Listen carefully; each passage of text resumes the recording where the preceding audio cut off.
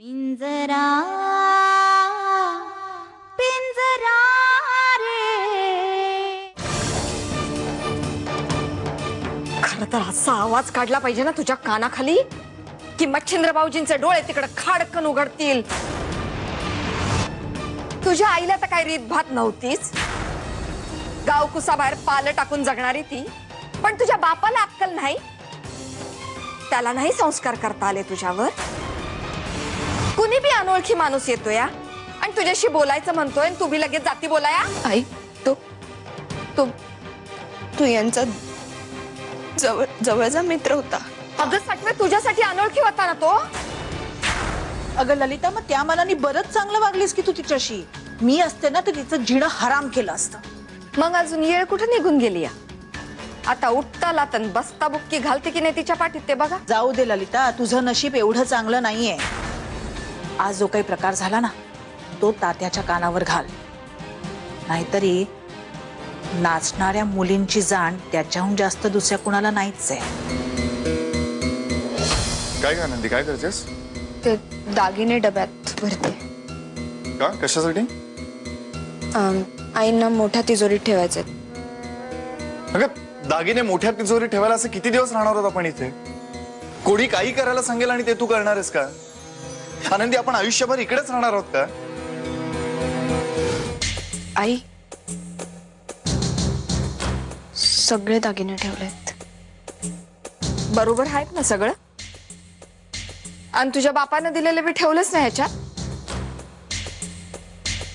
आई तुम्ही माझ्या बाबांना सारखं तुझा बाप नका ना म्हणून, ते बरं नाही वाटत।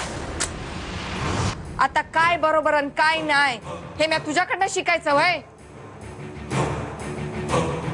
आणि मी बाहेर चालले, रातच्याला यायला उशीर होईल।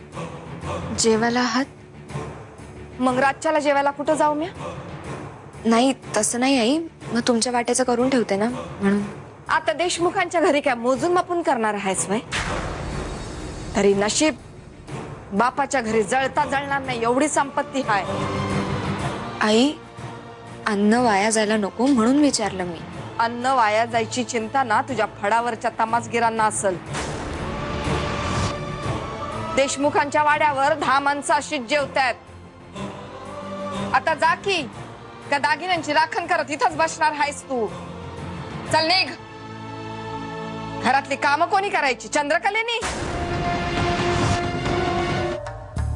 अक्का बोलावलत मला?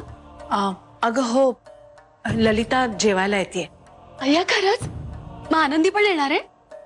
आता ती येणार असती तर त्या दोघी येत आहेत, असं नसतं का म्हंटल मी? आणि जर माझ्या सासूबाई एकटे येणार असतील तर त्यांना जेवायला नाही घालणार आहेस का तू? अगं असं काय बोलतेस नारायणी? मी बोलते ना, जरा गप्प बसशील? हे बघ, ललिता एकटी येणार आहे, जेवायला येणार आहे आपल्याकडे। तिच्यासाठी काहीतरी गोडधोड करशील का? हो। अक्का, सासूबाई सुखी राहा। ललिता वहिनी या ना, बसा।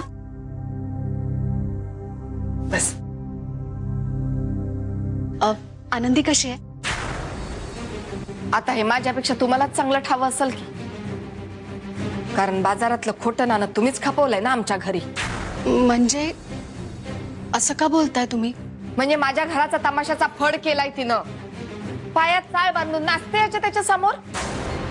अगं काय सांगतेस काय ललिता? आता काय सांगू अक्का तुम्हासनी? अव कालच्या दिवशी हीरचा मित्र आला होता तर त्याच्या समोर नाचली पायात चाळ बांधून। एवढे संस्कार आहेत तिच्यावर? ती माझी सून नाही, माझ्या पोराच्या गळ्यात बांधलेला धोंडा आहे तो धोंडा। त्यावर माझा विश्वास नाही बसत आहे। शालिनी, आता कुणासमोर काय बोलायचं हे मी तुला शिकवायला हवं का? जाऊ दे ना मम्मा। अगं या बाईला कितीही सांगितलं ना तरी त्या आनंदीचीच बाजू घेणार आहे ती। अहो पण अक्का,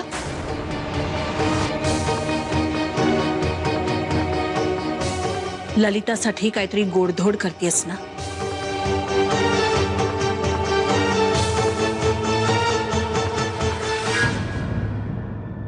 पिंजरा